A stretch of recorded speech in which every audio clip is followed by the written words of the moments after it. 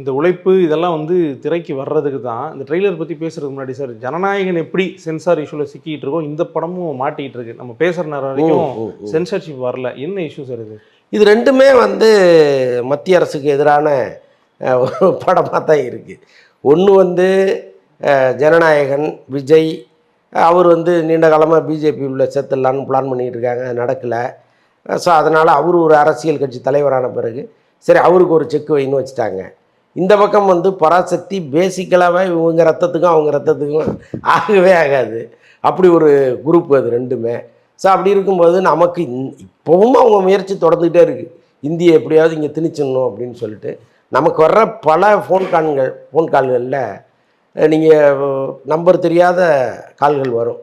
எடுத்து ஹலோன்னீங்கன்னா ஹிந்தியில் பேசிகிட்டு இருப்பாங்க. ஸோ அப்படி வந்து முன்னெல்லாம் அது கிடையாது. ஒரு 3 வருஷத்துக்கு முன்னாடி 4 வருஷத்துக்கு முன்னாடிலாம் அது கிடையாது. இன்றைக்கி அது ரொம்ப பரவலாகி போச்சு. ஏதோ ஒரு வகையில் நம்ம காதுக்குள்ளே தினந்தோறும் ஹிந்தி வார்த்தைகள் விழுந்துகிட்டே இருக்குது.